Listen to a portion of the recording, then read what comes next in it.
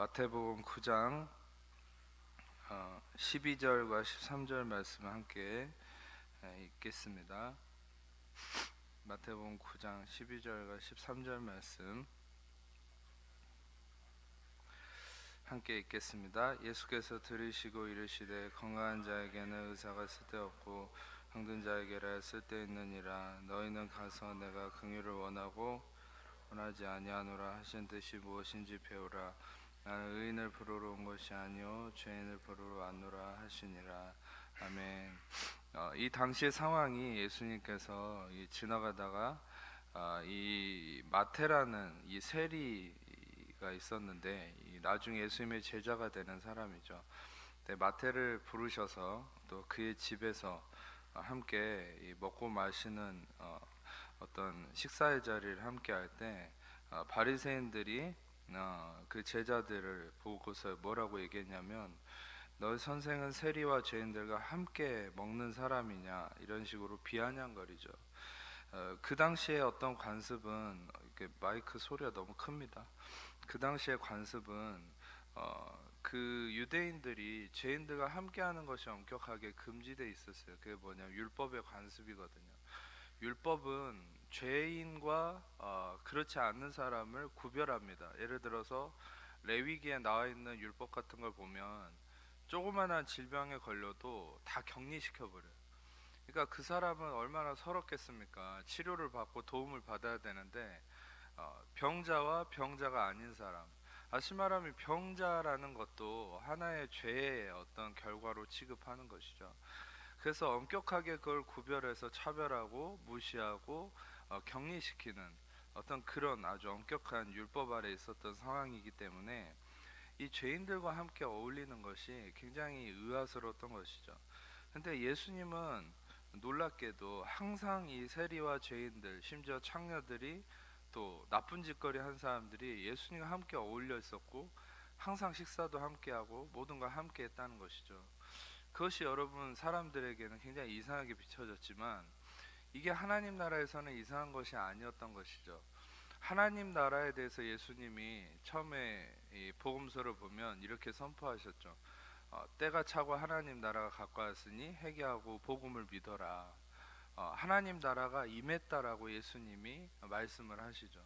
그 하나님 나라는 율법이 지배하는 죄인과 의인을 구별하는 세상이 아니라, 이 하나님 나라의 속성은 뭐냐면 지금 13절에 나와 있는 이것이 하나님 나라의 속성입니다. 이제 11절부터 다시 한번 스크린을 통해 보시면, 건강한 자에게는 의사가 쓸데없고 병든 자에게라 쓸데가 있다, 이런 비유적인 표현을 하시면서 너희가 긍휼을 원하고 제사를 원하지 아니하노라 하신 뜻이 무엇인지 배우라.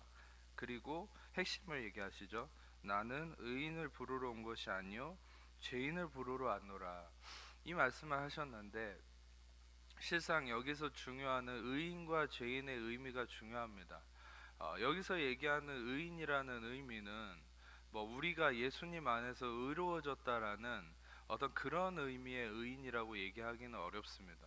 여기서 얘기하는 의인과 죄인의 정확한 의미는 뭐냐면, 여러분 실상 이 세상의 모든 사람에 대해서 성경은 뭐라고 판결을 내립니까? 의인은 없나니 하나도 없다라고 성경은 얘기하죠. 그러니까 아담의 죄로 인해서 그 누구도 예수님 외에는 의인이 한 명도 없어요. 그래서 여러분 이 세상에 존재하는 모든 사람은 의인이 아닙니다. 다 죄인입니다. 근데 예수님이 오신 것은 이 세상에 존재하는 아담의 저주로 인한 죄인된 그 죄인을 부르러 오신 것이죠. 그런데 예수님은 그 죄인을 부르러 왔는데, 그 죄인을, 예를 들어 이런 거예요. 죄인들아 모여라 했는데 그 죄인들의 속성에 들지 않는 사람들이 있었어요. 그게 누구였습니까? 자기 율법과 행위의 의로움을 의지했던 바리새인과 서기관들, 경건한 자들이었죠. 그러니까 이 사람들은 예수님이 심지어 그러니까 소위 말하는 이런 거예요. 뭐 애들이 위에서 까불고 놀고 있는데 이제 그런 걸 비유하면은 얘들아 모여라 이렇게 한 것처럼 예수님이 죄인들아 모여라 하면 맨날 죄인들이 예수님한테 모였거든요. 근데 바리새인과 서기관들은 맨날 안 모여요. 왜 안 모이겠습니까? 자기를 죄인이라고 생각하지 않는 거예요. 자기를 의인이라고 생각하는 거예요. 근데 여러분, 이것을 헷갈리지 말아야 될 것은 우리가 예수 그리스도를 통해서 의인됐다라고 하는 그런 의인의 개념하고는 다른 의미입니다. 그러니까 여기서 자기들이, 바리새인과 서기관들이 자기 스스로를 의인이라고 치부하는 것은 어떤 의미냐면, 예수님이 상관없이 자기의 행위로 자기가 의롭다라고 그냥 자기가 그렇게 여기는 거, 자기의 행위를 기준으로 자기를 의롭다라고 포장하는 거, 그런 의미의 의인됨을 의미하는 것이죠. 그래서 예수님은 그런 의인을 부르러 온 것이 아니다. 예를 들어서 여러분, 예수님이 의인을 부르러 왔다면 이 세상에 예수님 옆으로 올 수 있는 사람은 아무도 없겠죠. 그런데 예수님이 죄인을 부르러 왔기 때문에 모든 사람이 다 예수님께 나아갈 수 있는 것입니다. 아멘.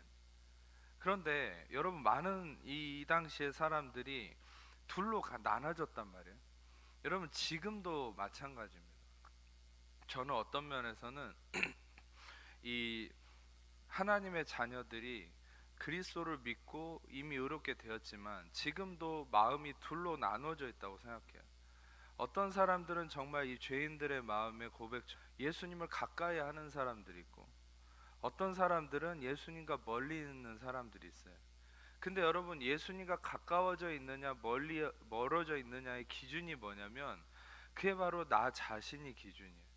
그러니까 예수님과 가까워져 있는 사람은 자기 자신을 부인하는 사람들이에요. 나를 부인하는 것이죠. 내가 중심되지 않는 것이에요. 근데 예수님과 멀어져 있는 사람들은 자기 자신을 인정하는 거예요. 자기 자신이 중심이 돼 있어요. 그러니까 예수님이 죄인을 부르러 왔을 때 그걸 인정하기 싫은 거예요. 나는 죄인이 아니라고 생각하는 거거든요. 나는 내 행위가 의롭고 나 자신이 이미 잘하고 있다고 생각하는 거거든요. 여러분, 우리가 알아야 될 것은 인간이 최초에 떨어졌던 그 핵심이 무엇인지를 먼저 좀 살펴봤으면 좋겠습니다. 창세기 3장 5절에서 6절 말씀을 잠깐 보겠습니다. 창세기 3장 5절에서 6절 말씀 같이 읽겠습니다. 너희가 그것을 먹는 날에는 너희 눈이 밝아져 하나님과 같이 되어 선악을 알 줄 하나님이 아심이니라. 여자가 그 나무를 본즉 먹음직도 하고 보암직도 하고 지혜롭게 할 만큼 탐스럽기도 한 나무인지라. 여자가 그 열매를 따먹고 자기와 함께 있는 남편에게도 주매 그도 먹은지라. 이 말씀을 자세히 읽어보면 너무나 깊은 의미가 있는데, 그것은 5절을 보면은 이제 이것은 마귀가 하와를 속이는 말이죠. 너희가 먹는 날에는 눈이 밝아져 하나님과 같이 된다. 여러분, 실상 여기서는 하나님과 같이라는 어떤 비교급의 의미가 써져 있지만 이 히브리어 원어를 보면 그냥 이렇게 돼 있어요.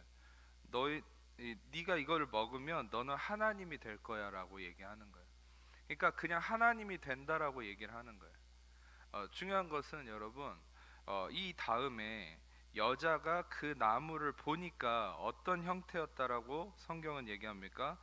먹음직도 하고 보암직도 하고 지혜롭게 할 만큼 탐스럽게 한 나무다. 근데 지혜롭게 할 만큼이라는 게 아주 핵심이에요. 이게 사칼이라는 말인데 이거는 지혜롭다라는 말이거든요. 자, 인간은 스스로가 지혜를 터득하기를 원했다는 얘기예요, 한마디로. 여러분, 이 당시에만 해도 아담과 하와는 자기 스스로 존재하는 자가 아니에요. 하나님의 영광에, 하나님의 의로움 가운데 서 있는 자입니다.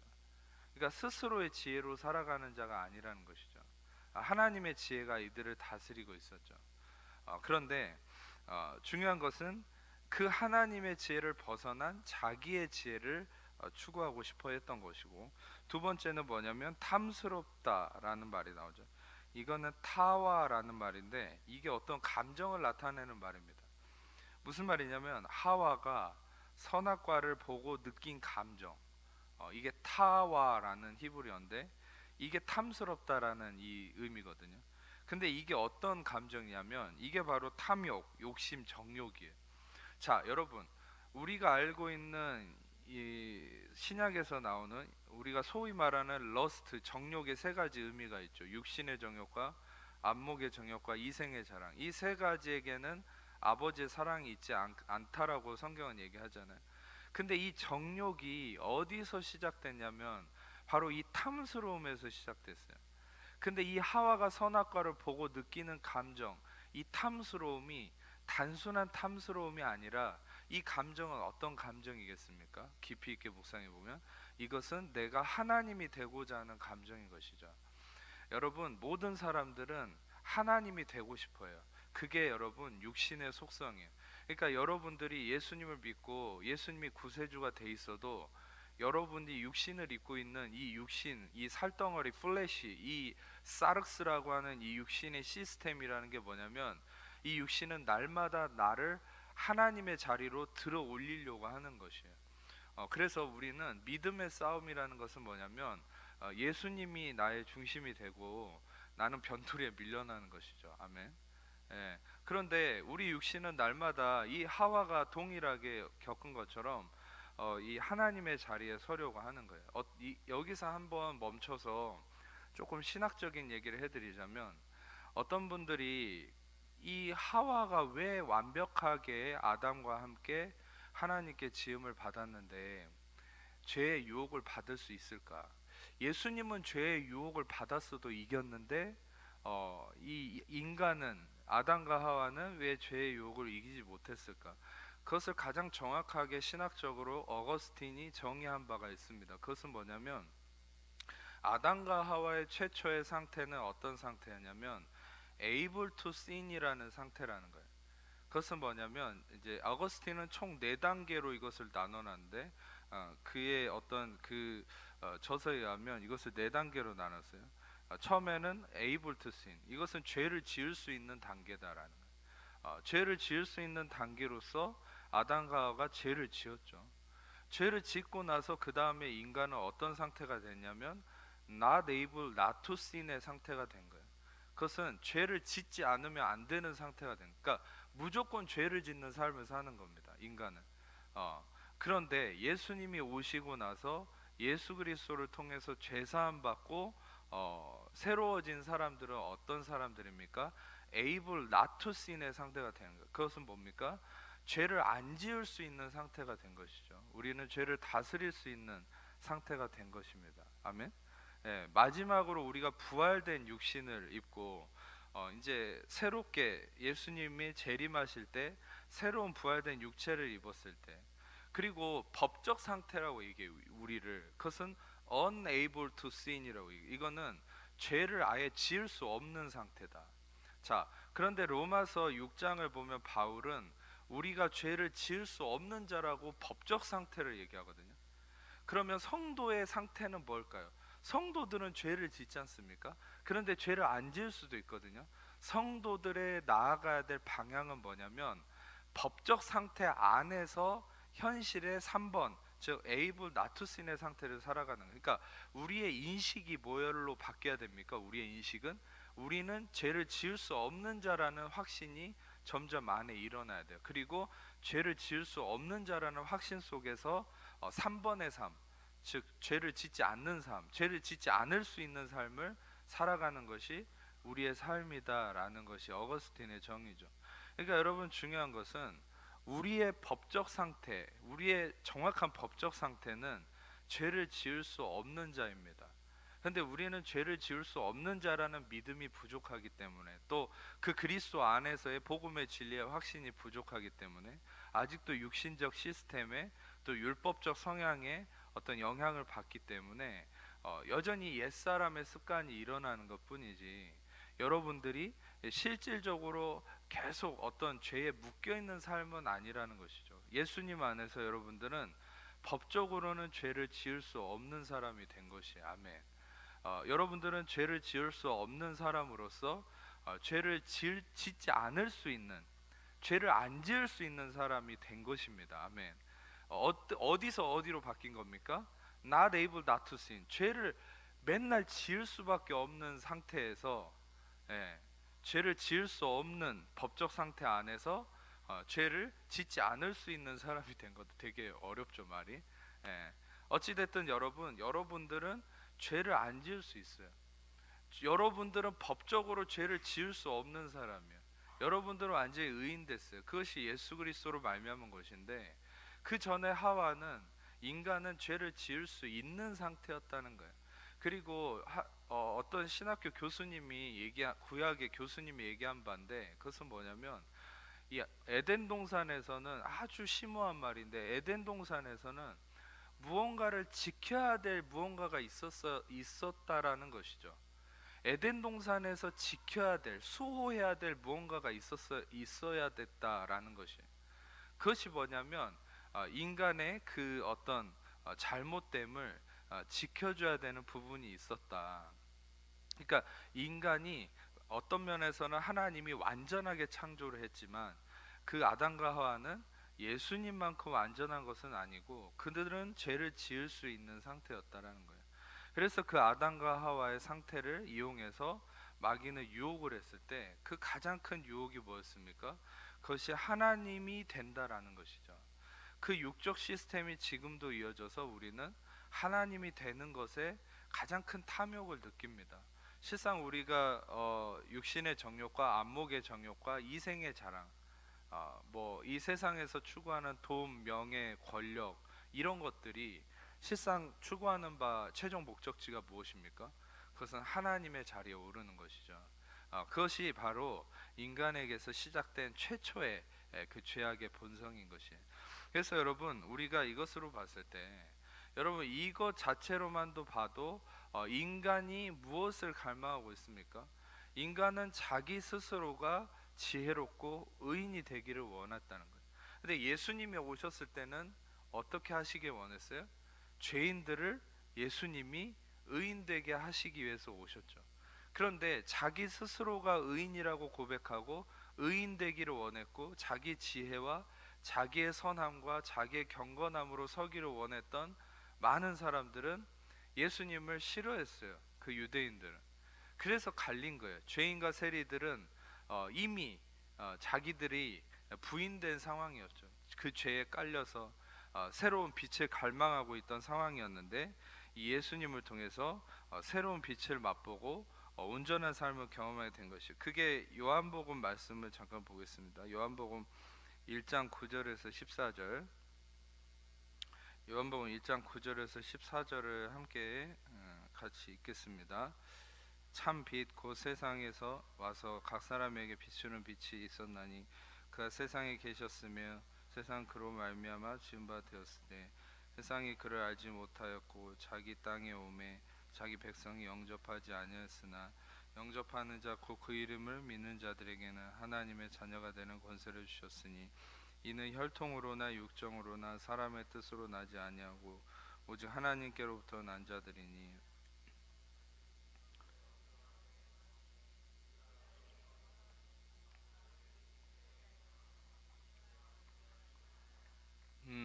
이 말씀을 보시면은 예수님이 이 땅에 빛으로 오셨지만 이 백성들이 영접하지 않았다라고 얘기합니다.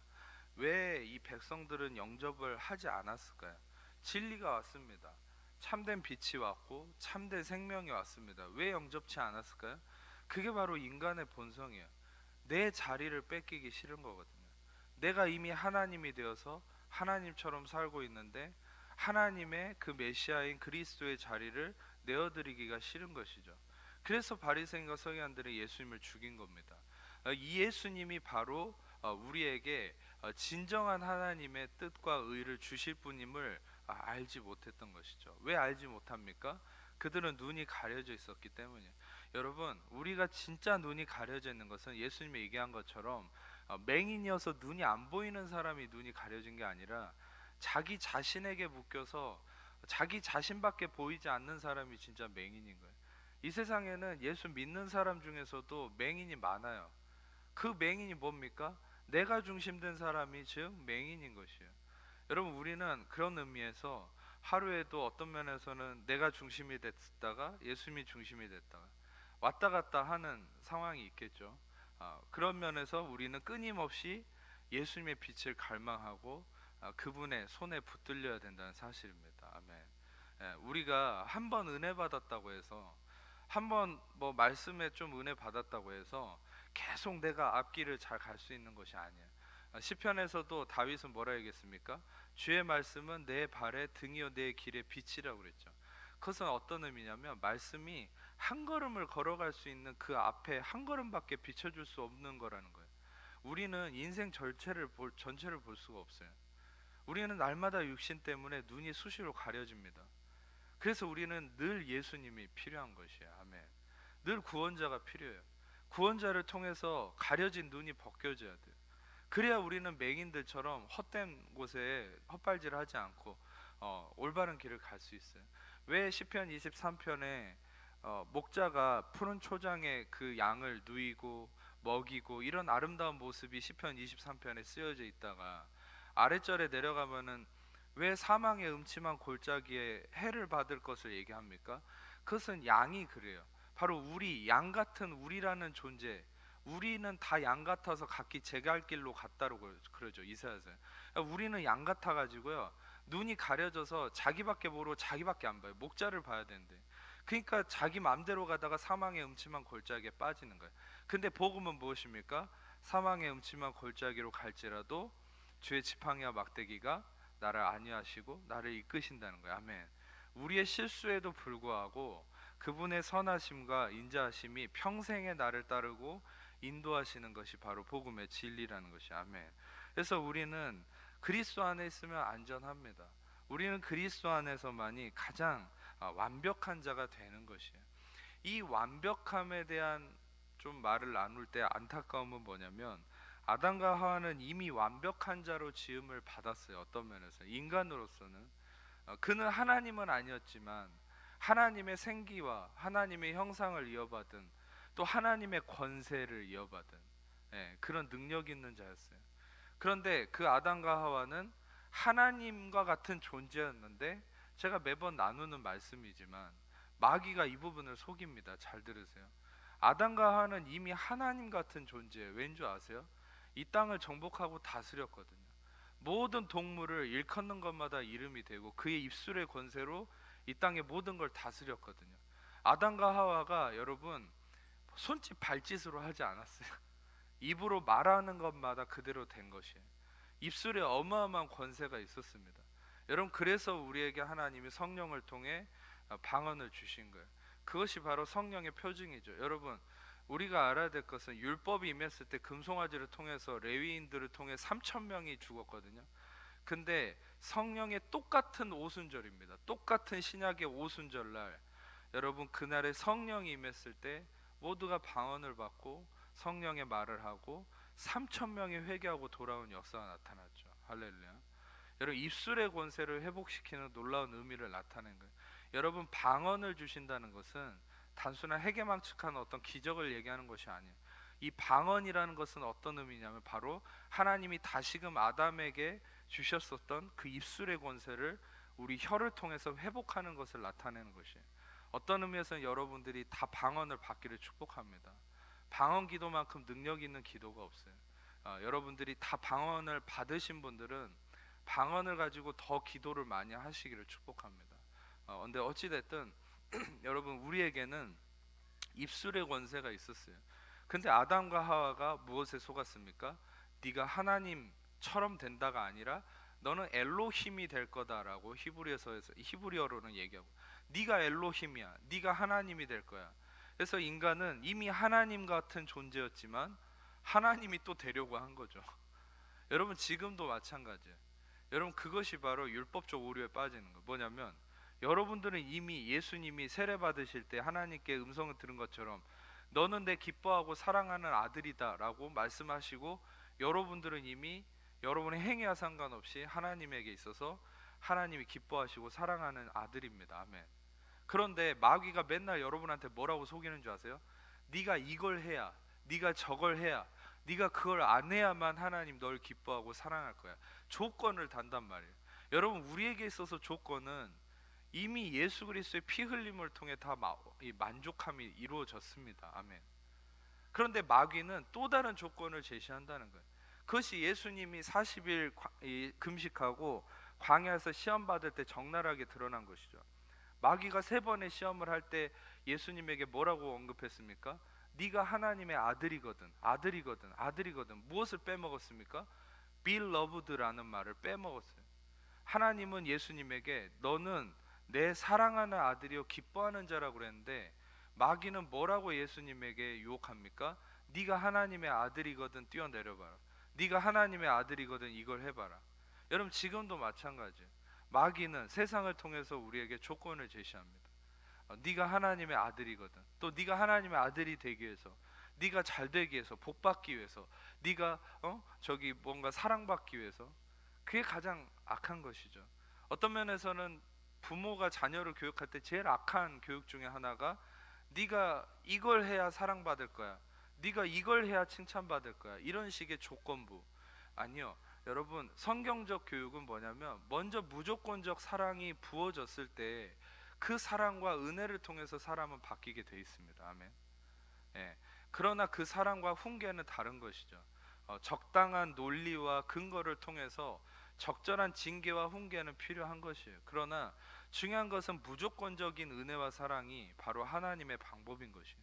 그런데 인간의 육신적 기준은 뭐냐면 조건을 제시하는, 그게 율법적 기준이에요. 조건적 사랑. 네가 이걸 해야만. 그러니까 아담과 하와에게도 이 선악과를 먹으면 하나님이 될 거야, 하나님이 하지 말라고 하는 걸 대가로 제시하잖아요. 지금도 마찬가지예요. 여러분 하나님이 하지 말라고 하는 것을 대가로 제시하는 경우가 우리의 삶에 너무나 많죠. 그것은 무엇입니까? 하나님이 하지 말라고 하는 것이 무엇입니까? 신약에 있어서 새 언약 안에서 하나님이 하지 말라고 하는 가장 큰 것은 뭐냐면 네 노력과 너의 힘으로. 그것이 세상의 원칙이라고 그랬죠. 세상의 원칙은 뭐냐면 셀프 에포트와 딜리전스, 이 두 가지라 했잖아요. 자기 노력과 성실함. 여러분 하나님은 그리스도 안에서 이 복음의 열매가 자기 노력과 성실함의 열매로 나타나기를 원하시는데, 이 하나님의 복음의 열매가 어떻게 나오냐면 먼저 하나님의 은혜와 사랑을 값없이 받아들이는 자들이 성실하게 바뀌고 자기 노력의 삶을 살게 되는 것이 이 복음의 원칙이에요. 근데 세상은 반대죠. 세상은 네가 노력하고 네가 성실해야만 사랑받고 칭찬받고 성공한다라고 얘기하는 거예요. 또 실상 보니까 성실하게 살고 노력하는 사람이 성공하거든요. 그러니까 그리스도인들이 속아요. 그런 율법적 기준에 속아요. 내가 열심히 해야 하나님도 사랑한다고 생각해요. 내가 뭔가 하나님의 기준에 이르러야 하나님께 용납받는다고 생각해요. 여러분 만약에 그런 원리라면, 그런 논리라면 예수님의 복음서는 다 거짓말인 겁니다. 왜입니까? 예수님의 복음서에서 예수님이 끌어안고 인정하고 축복하고 치유하고 구원을 이룬 사람들의 종류가 어떤 사람들입니까? 기준 미달이에요. 자격 미달이에요. 사회 부적응자들이에요. 온통 죄인들이에요. 어제까지 방금 전까지 죄 지었던 사람들이에요. 문제 투성인 사람들이에요. 죄인, 질병, 왕따들입니다. 근데 그런 사람들이 예수님께 인정받았어요. 왜입니까? 자격이 자기에게 있는 것이 아니란 얘기입니다.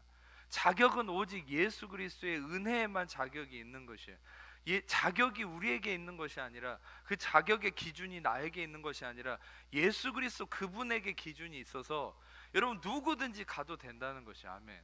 기준이 나에게 있으면 예수님께 올 수 있는 사람 아무도 없어요. 제가 이사야서 6장 말씀을 전에도 나눴지만 이사야가 하나님의 등만 봤는데, 여러분 심지어 율법을 받은 그 거룩한 하나님의 친구라고 일컬음 받았던 모세도 여러분 하나님의 등밖에 못 봤어요. 등밖에, 하나님의 임재를 봤을 때. 근데 이사야가 하나님의 등을 보고도 심지어 어떻게 했습니까? 하나님의 임재를 보고 자기가 망하고 죽을 것 같다고 두려워했죠. 여러분 율법 앞에서는 우리의 행위가 기준이 되면 우리는 죽을 두려움밖에 없는 것이에요. 그런데 여러분 복음서를 보세요.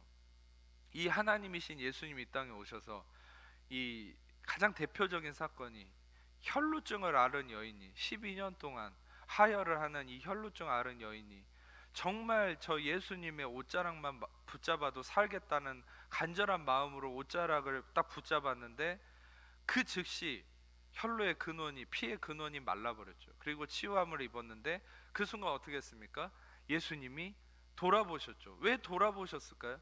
여러분 율법 앞에서는 모두가 하나님의 등밖에 보지를 못했어요. 그 거룩한 모세조차도 하나님의 등밖에 보지를 못했어요. 그런데 여러분 율법에 이른다면 그 혈루증을 앓은 여인은 예수님의 옷을 잡는 것이 율법을 어긴 겁니다. 그럼 저주받아야 돼요. 그런데 여러분 이 여인은 어떻게 했습니까? 율법을 어기고 예수님의 옷을 붙잡았죠. 근데 심지어 어떻게 했습니까? 예수님이 얼굴을 돌려서 얼굴을 대면하고 따라 내 믿음이 너를 구원하였느니라. 할렐루야. 여러분, 그것이 바로 우리의 실존인 것이에요. 우리는 지금 하나님의 등을 보는 자들이 아니에요. 하나님의 얼굴을 보고 있는 자들입니다. 바로 예수님의 얼굴을 보고 그분의 사랑의 음성을 듣고 그분의 사랑에 힘입어서 날마다 한 걸음씩 나아가는 그런 사랑받는 자들이 여러분과 저라는 사실이에요. 아멘. 어떤 면에서 여러분과 저는 모세보다, 이사야보다, 성경의 그 어떤 인물보다, 심지어 다윗도 그랬죠. 허물의 사함을 받고 죄의 가려짐을 입은 자는 복이 있도다. 그게 여러분과 저이지 않습니까? 여러분, 우리는 성경의 그 어떤 인물보다 복받은 인물임을 믿으시길 축복합니다. 여러분도 어떤 분들은 성경의 인물들을 보면서 나는 왜 저 사람처럼 안 될까? 여러분, 그게 아닙니다. 여러분들이 더 나은 사람들이에요. 왜요? 단 한 가지, 여러분들의 어떠함의 기준이 아니에요. 예수님이 기준 되시기 때문에, 그 예수님이 모든 것이 되시기 때문에, 모든 것 되신 예수님이 여러분 안에 계시기 때문에, 성령으로 여러분 안에 와 계시기 때문에 여러분들은 어떤 누구보다도 가장 훌륭하고 위대하고 여러분들은 가장 완벽한 사람이 된 것이. 아멘. 그래서 여러분들, 마귀가 날마다 주는 유혹에 속지 마십시오. 이걸 하면 사랑받을 거야? 아니요. 여러분, 이미 사랑받고 있습니다. 믿으십니까?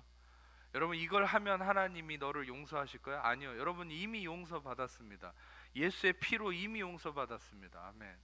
이걸 하면 하나님이 너에게 길을 열어주실 거야? 아니요. 하나님께서 이미 여러분의 길을 예비하셨습니다. 여러분이 하셔야 될 일은 그리스도가 십자가를 통해서 완성하셨음을 믿고 그분께 여러분을 던져서 그분의 은혜를 날마다 넘치도록 받아서 누리고 그분의 사랑을 누리는 거예요. 그분의 은혜를 누리는 거예요. 기뻐하고 감사하는 거예요. 그러면 여러분들이 원하는 종착지에 도착해 있을 거예요.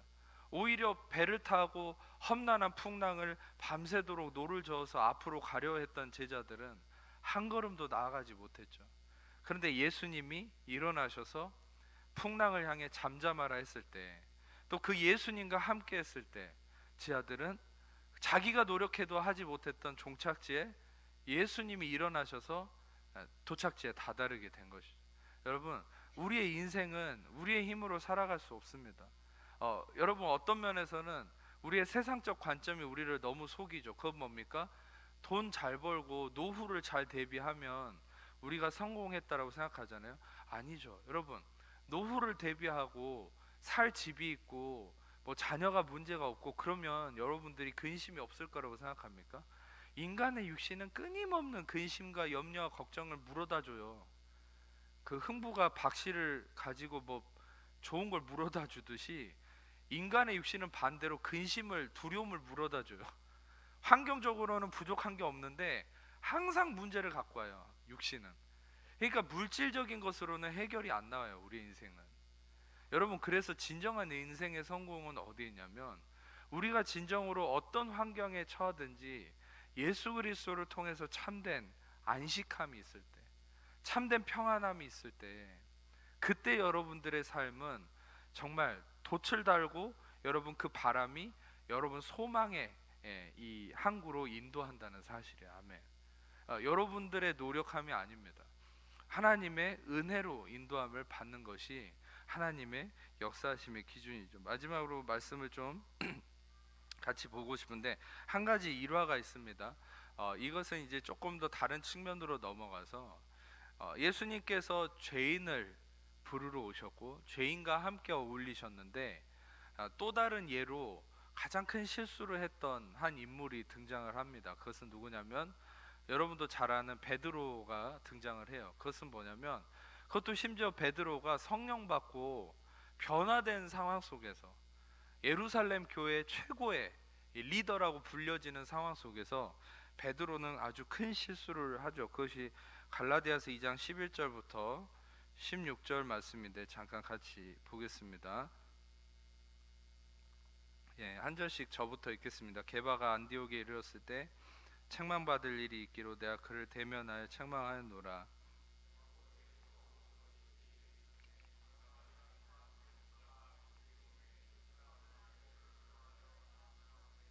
남은 유대인들도 그와 같이 외식함으로 바나바도 그들의 외식에 유혹되었느니라.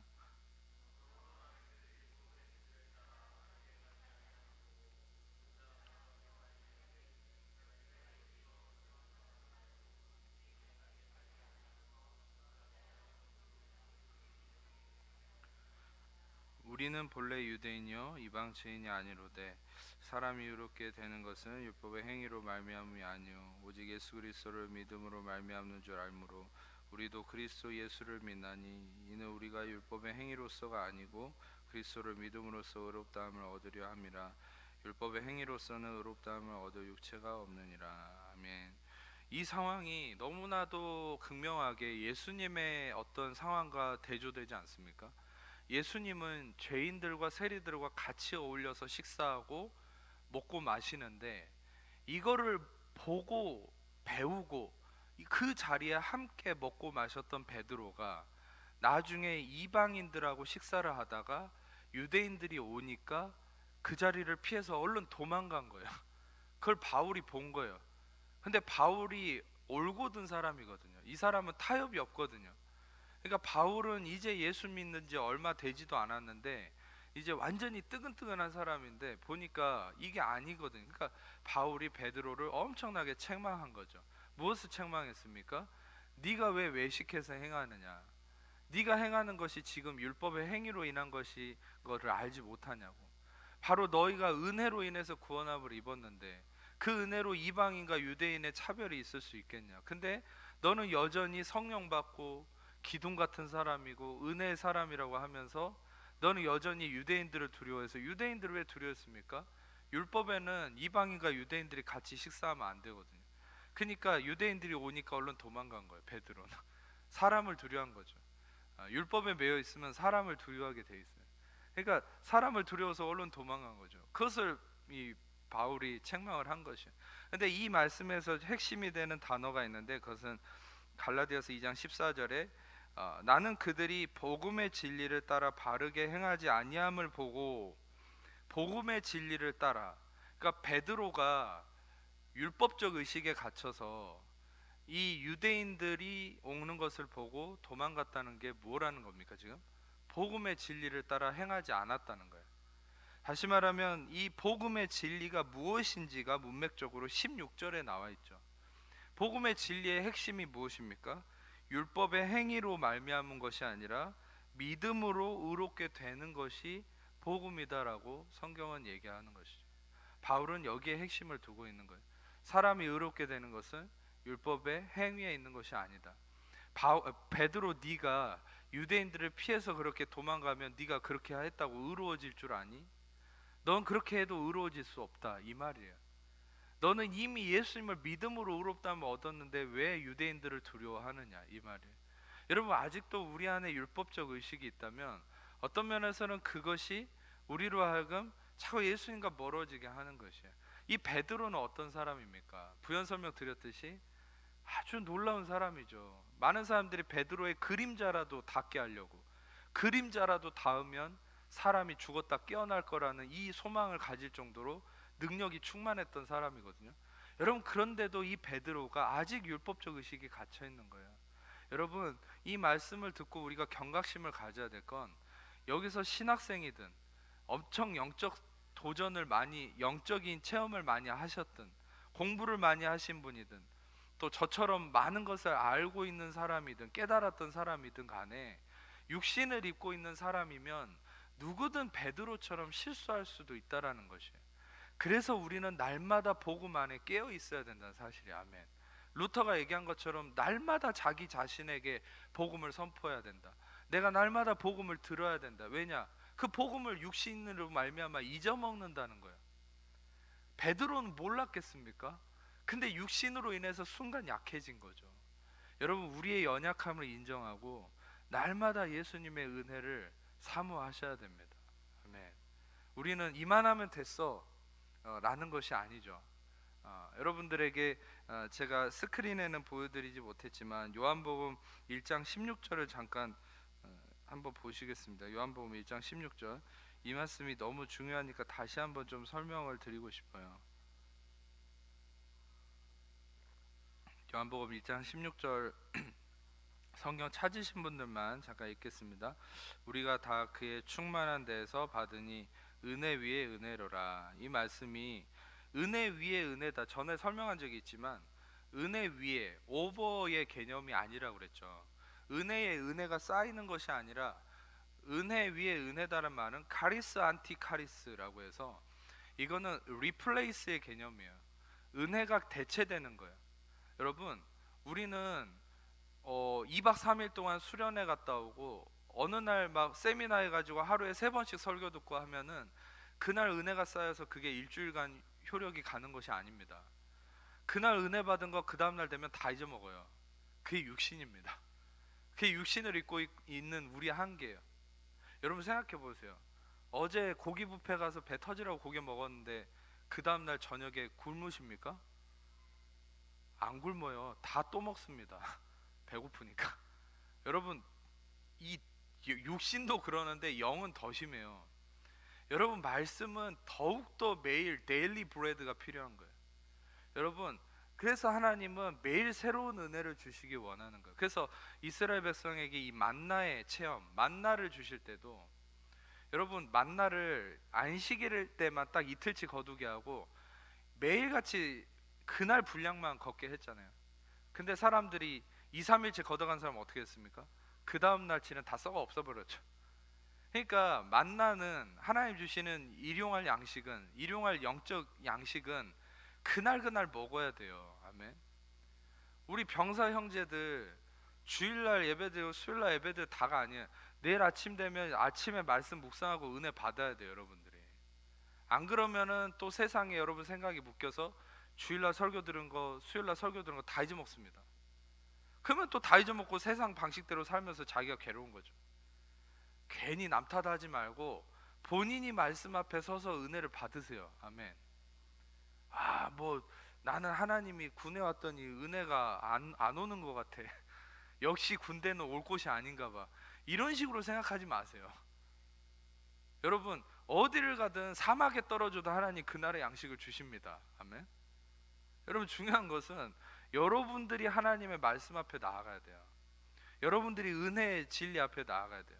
그래서 말씀을 듣든지 설교를 듣든지 아니면 말씀을 읽든지, 말씀을 묵상을 하든지 암송을 하든지, 중요한 건 그 말씀이 핵심이 돼요. 그러니까 말씀 앞에서 날마다 새로운 은혜를 갈망해야 돼요. 우리는 날마다 새로운 은혜를 받지 않으면 살아갈 수 없는 존재라는 것이죠.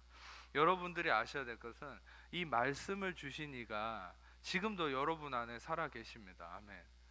성령께서는 어떤 분이신지 마지막으로 나누고 마치겠습니다. 요한복음 15장 26절, 우리 안에 계신 성령님이 어떤 분이신지 이것만 좀 스크린으로 보시면 되겠습니다. 시작.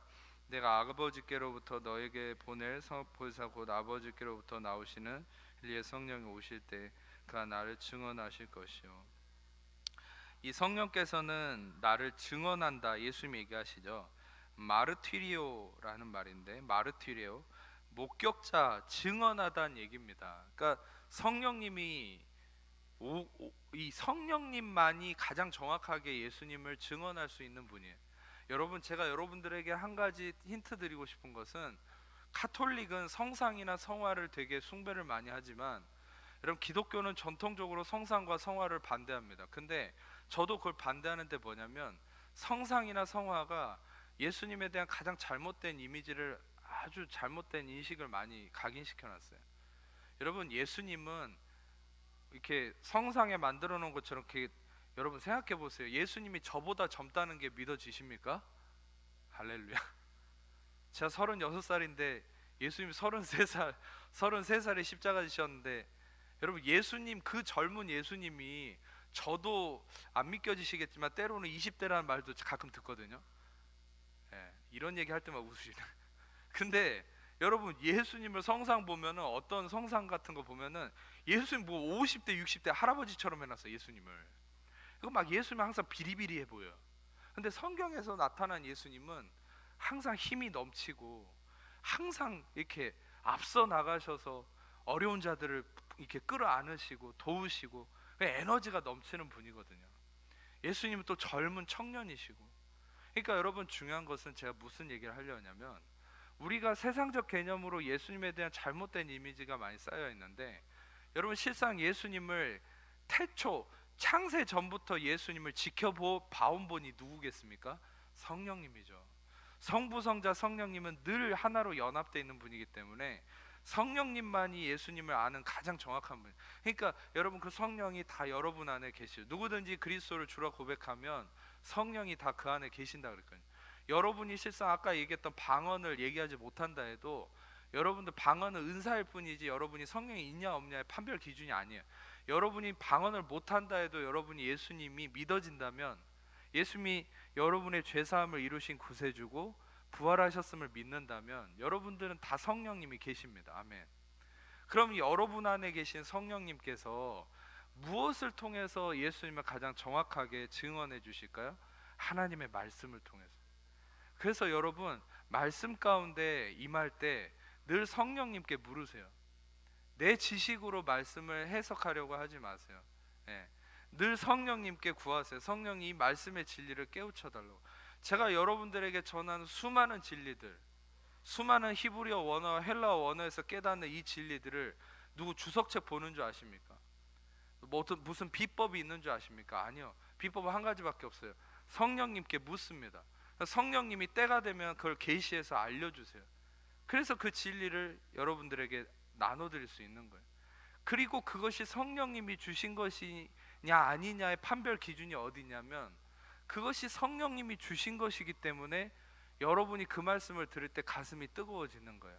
믿으십니까? 여러분 어떤 면에서는 제가 교수님들을 무시하는 건 아니지만, 교수님들이 수업 받을 때 가슴이 뜨거워지는 경우는 별로 없어요. 제가 신학교 7년 다녀봤지만 교수님들이 수업할 때 가슴이 뜨거워지는 경우는 거의 한 1000번 들으면 한 번 있을까 말까. 그런데 왜 어떨 때는 설교자들이 또 꼭 저 같은 사람이 아니래도 여러분들이 경험하셨던 어떤 설교자들은 몇 마디 그 무식한 소리, 여러분 심지어는 사도행전 2장에 베드로는 이 어부였잖아요. 성경학자들은 베드로가 몇 가지 단어를 사용을 안 했다고 그래요. 그러니까 되게 무식했거든요. 근데 그 무식한 베드로가 성령에 충만해서 그 몇 가지 안 되는 단어로 설교했을 때 3000명이 회개하고 돌아왔거든요. 가슴을 치면서. 그게 성령의 역사입니다. 아멘. 성령님이 역사하시면 하나님께서 각양각색의 재능과 달란트를 통해 하나님의 일을 하시죠. 저는 저에게 주신 달란트가 이런 부분이 있기 때문에 이런 계시를 열어서 여러분들의 가슴에 예수님을 계시하게 하시는 것이고, 또 여러분들 나름대로 하나님이 여러분들 안에 계신 성령을 통해서 여러분들의 달란트와 재능을 통해 하나님의 나라를 이루어 가십니다. 여러분들이 그 달란트와 재능이 성령께 사로잡히도록 여러분 말씀 앞에서 늘 성령님을 구하세요. 아멘. 제가 보니까 성령님께 쓰임받는 사람들의 특징은 어디 있냐면, 자기가 뭘 할까 고민하는 사람들이 아니에요. 성령님께 쓰임받는 사람들은 말씀 앞에서 성령을 구하는 사람들이 성령께 쓰임받습니다. 아멘. 말씀 앞에서 성령님을 찾으세요. 아멘. 그러면 가장 정확한 성령의 음성을 들을 수 있어요. 가장 정확한 길을 인도받을 수 있어요. 성령께서 그 말씀을 통해 가장 흔들리지 않는 확실한 길과 확실한 하나님의 음성을 들려주실 것입니다. 그래서 그 성령님을 구하시고, 어디서? 말씀을 통해서. 말씀을 읽을 때 성령님 이 말씀을 열어주세요. 계시해 주세요. 알려주세요. 여러분 시간이 갔지만 이 말씀만 또 나누고, 이 말씀을 더 나누고 마쳐야 될 것 같은데, 누가복음 24장 32절 스크린으로만 보세요. 자, 스크린으로 보시고 있죠? 같이 읽겠습니다. 그들이 서로 말하되 길에서 우리에게 말씀하시고 우리에게 성경을 풀어주실 때 우리 속에서 마음이 뜨겁지 아니하니. 여기서 아주 중요한 단어가 있어요. 성경을 풀어주신다는 이 말이 디아노이고라는 헬라어인데, 이거는 완전히 열어 젖힌다는 얘기입니다. 이건 어떤 면에서는 타인이 나를 그렇게 만드는 거예요. 그러니까 내가 그렇게 할 수 없어요. 내가 나를 열어 젖히는 게 아니라 하나님이 이 사람들을 열어 젖히는 거예요. 디아노이고 하는 거예요. 그러니까 성경을 풀어줬다라는 게 뭡니까? 예수님께서 성경을 완전히 열어 젖혀 주신 것이죠. 아멘. 여러분, 우리는 성령께서 이 말씀을 열어주지 않으면 한자도 깨달을 수 없습니다. 아멘. 그래서 성령님을 구하셔야 돼요. 아멘. 이 성경의 저자는 성령님이십니다. 믿으십니까? 그리고 또한 24장 44절 45절 아래로 내려가면은 45절만 읽겠습니다. 이에 그들의 마음을 열어 성경을 깨닫게 하시고, 이것도 아까 성경을 풀어줬다는데 다른 의미로 마음을 열다, 여기도 디아노이고 똑같은 단어가 쓰였거든요. 이게 뭐냐면 여기선 또 성령께서 마음을 열어 제끼는 거야. 어떤 면에서 여러분, 우리가 우리의 마음을 때로는 열기가 힘들어요. 열 수 없어요. 성령님이 우리의 마음을 열어주셔야 됩니다. 아멘. 그래서 여기서도 성령께서 우리의 마음을 디아노이고 하셔서 깨닫게 하셨다는 거예요. 여러분, 이 상황을 봤을 때 우리는 중요한 게 무엇입니까? 성령님께 구해야 된다는 거예요. 여러분, 성령님께 구하시는 게 뭐가 있습니까? 되게 구하는 게 보면 어떤 문제 해결해 달라고 구하는데, 여러분도 도전하고 싶은 것은, 여러분, 저만 이렇게 성경을 연구해서 여러분과 나눌 수 있는 것이 아닙니다. 여러분도 성경 앞에서 하나님께 구하세요.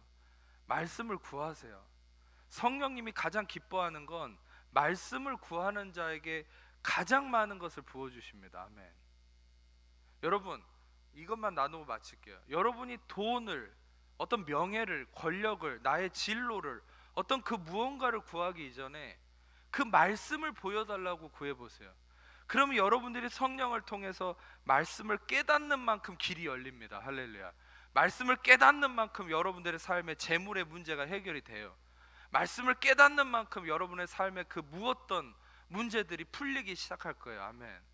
근데 자꾸 그 문제만 해결하려고 하니까 여러분들 하나님과 관계가 막혀가는 거예요. 하나님이 원하는 것은 여러분들이 성령을 통해서 말씀의 진리이신 예수 그리스도를 만나기 원하시는 거예요. 근데 여러분들은, 우리 젊은이들은 더 그러죠. 내 길이 어디입니까? 내가 뭔 사역을 해야 됩니까? 그거보다 그냥 말씀을 자꾸 하나님께 구하세요. 성령님께 말씀을 구하셔야 돼요. 네. 하나님, 말씀을 보여주세요. 말씀을 통해 예수님을 만나게 해주세요. 여러분, 그 사람이 모든 것을 깨우치는 자가 되는 것입니다. 여러분, 하나님께서 여러분들이 오늘 말씀을 통해 특별히 하나님 여러분들을 말씀으로 더 콜링하신다고 믿습니다. 아멘. 네. 여러분, 말씀의 진리로 더 들어가는 삶이 되시기를 축복합니다. 네. 말씀의 그 진리의 열매가 여러분 삶에 있기를 축복합니다. 네. 기도하겠습니다. 제가 기도하고 마치겠습니다. 하나님, 감사합니다. 이 시간에 귀한 말씀을 통하여서 우리에게 또 참된 예수 그리스도의 진리가 무엇인지, 또 그 진리의 말씀이 또 우리를 어디로 인도하시기 원하는지를 또 알게 하시니 감사합니다.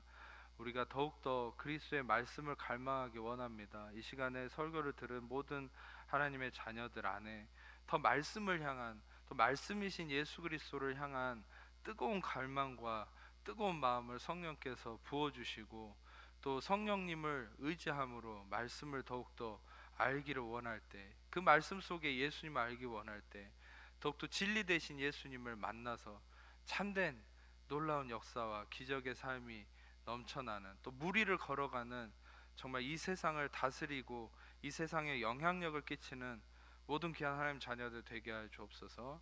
감사드리며 예수님 이름으로 기도합니다.